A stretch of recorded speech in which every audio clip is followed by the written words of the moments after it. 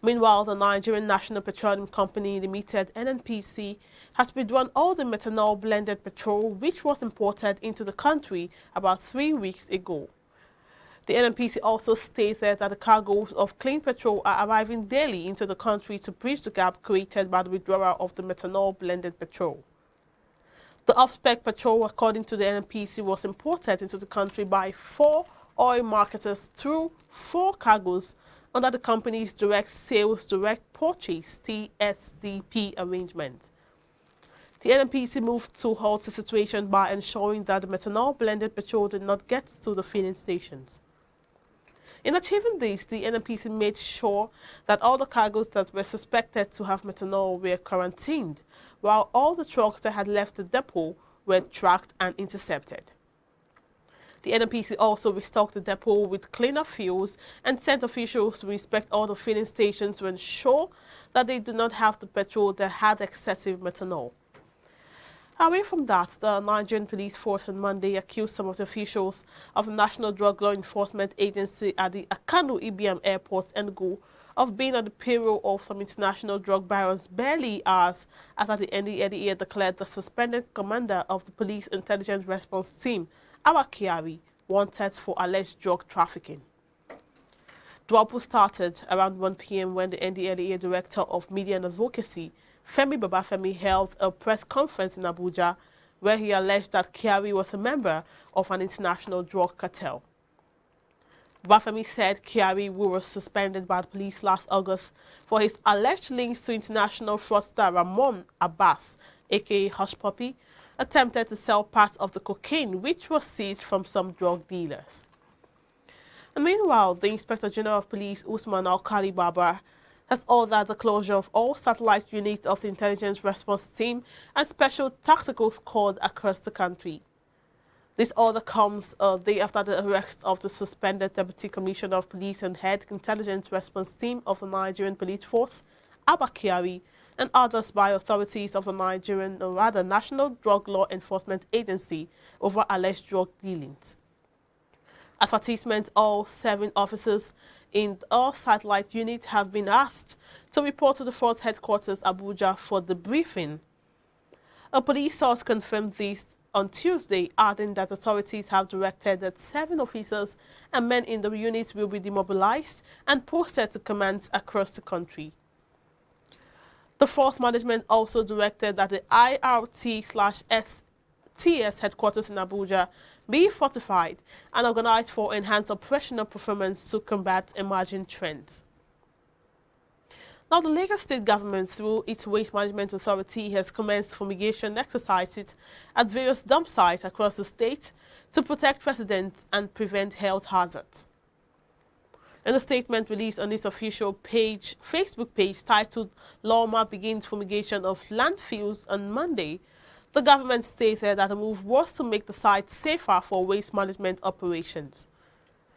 The managing director of Lawma, Ibrahim Odumboni, said by making the site safer, there would be a reduction in health risks to the communities housing the dump site. According to him, the dump site play critical roles in the waste management chain, paving the way for the attainment of the agency's vision of establishing a consistent, cleaner environment. Odumboni stated that the fumigation exercise, which started on Sunday at Solus dump site Igando, would be extended to other dump sites across the metropolis to protect immediate and surrounding communities where the sites are located. And in more stories, the Southwest Security Network Agency, codenamed Amotekun, has listed internet fraudsters popularly known as Yahoo Boys as a new emerging security menace in the Southwest region. The Chairman Council of Amotekun Commanders, Adetunji Adeleye, made this dreadful disclosure while speaking with journalists in Akure, Ondo State, revealing that the menace of Yahoo Boys and ritual killings is what is taking the turn of the day. End of quote.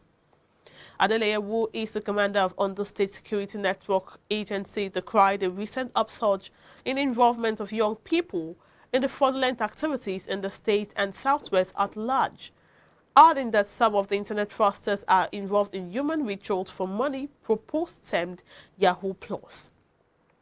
Adeleye, who is also the special advisor to Governor Oluwarotimi Akeredolu on security matters, stressed that hoteliers in the state have great roles to play in reducing the new trend among the youths. Now, Oyo State Governor Seyi Makinde has approved the appointment of Senator Lekon Balogun as the 42nd Olubadan of Ibadan land. The approval follows a recommendation to that effect made by the Olubadan in Council, which was communicated to the governor. A statement by the Chief Press Secretary to the Governor, Taiwo Adisa, indicated that Governor Makinde wishes the newly confirmed Olubadan a peaceful and eventful reign.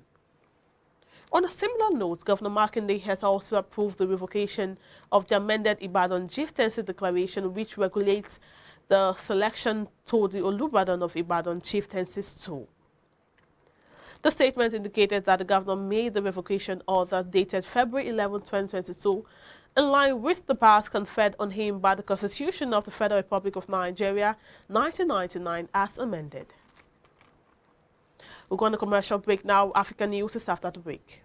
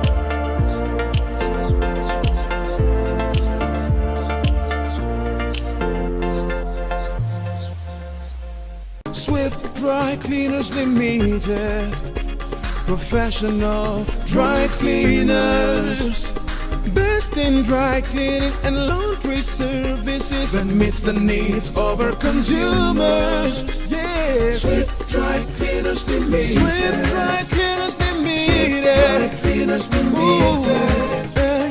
Swift Dry Cleaners Limited. Yeah, for clean wash and quick delivery. Yeah, Swift Dry Cleaners Limited. Swift Dry Cleaners Limited. Swift Dry Cleaners Limited. Swift Dry Cleaners Limited. For clean wash and quick delivery. Ooh. Swift Dry Cleaners. Clean wash, quick delivery.